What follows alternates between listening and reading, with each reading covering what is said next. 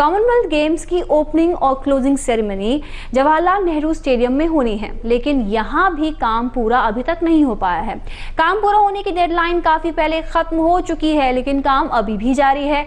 जब main venue का ही ये हाल है तो बाकी के स्टेडियम्स और गेम्स वेन्यू का क्या हाल होगा, इसका अंदाजा आप खुद ही लगा सकते हैं।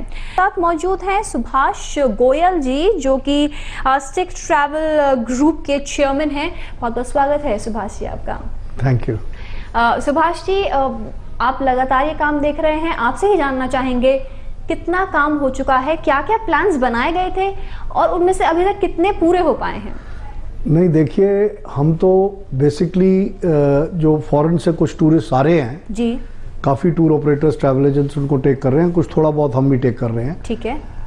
पर जिस तरीके से तैयारियां यहाँ पर हो रही हैं और जिस कुडन केयर लेस एटीट्यूड से यहाँ काम चल रहा है, मुझे तो बहुत डर लगा हुआ है कि कहीं हमारे देश की और हमारी नाक ही ना कट जाए।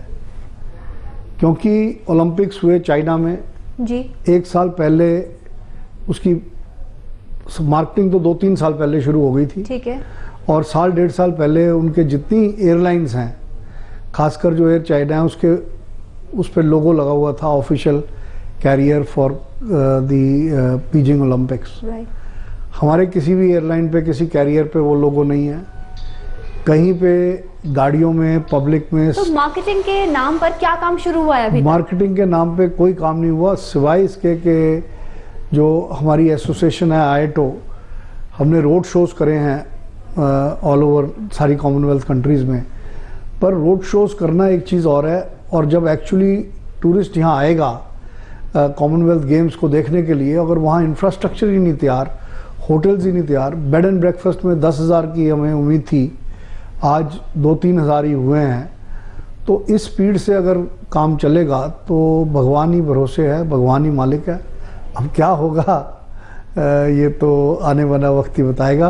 पर जिस तरीके से अब कनॉट प्लेस में देखिए, जो सेंटर ऑफ अट्रैक्शन है, जहाँ पर सारी मेट्रोज आगे टर्मिनेट करेंगी, जहाँ पे लोग घूमने जरूर आएंगे, because it's the heart of Delhi, it's heritage area of Delhi. तो वहाँ पर ही सारी खुदाई अभी हुई पड़ी है। अभी मैं वहीं से आ रहा हूँ, कीचड़ में लोग गिर रहे हैं, और वहाँ पे तो इतना जाम लगा है, फंस गए। तो मुझे तो समझ नहीं आ रहा कि कब कनॉट प्लेस तैयार होगी, कब बाकी जगहें तैयार होंगी। और कॉमनवेल्थ तो वैसे उन कंट्रीज़ को कहा जाता है जहाँ पहले अंग्रेज़ों का राज था, पर मुझे लगता है कि जो कॉमन आदमी की वेल्थ है उसको एक्सप्लॉइट करा जा रहा है और कुछ नहीं हो रहा। जी बिल्कुल। तो यहाँ पर हकीकत कहीं ना कहीं सामने आ रही है। एक तो कई स्टेडियम्स का काम बाकी है, जो सड़कों पे खुदाई का काम है वो चल रहा है, और जो सुभाष जी ने बताया कि मार्केटिंग, जो कि बहुत ज़रूरी है, मार्केटिंग का ज़माना है, मार्केटिंग भी अभी तक नहीं शुरू हो पाई है। सुभाष जी, अगर हम बात करें कि जो मेहमान आएंगे उनके लिए होटल्स की व्यवस्था क्या क्या की गई है, और दूसरी बात ये, एक स्कीम सरकार ने जिसकी बात की थी, बेड एंड ब्रेकफास्ट, उसके बारे में क्या कुछ किया गया है? क्या वो सिर्फ बातें हुई हैं या नहीं? बातें नहीं हुई, उसकी एडवर्टाइजमेंट हुआ है और काफ़ी सारे घरों ने रजिस्टर करा है।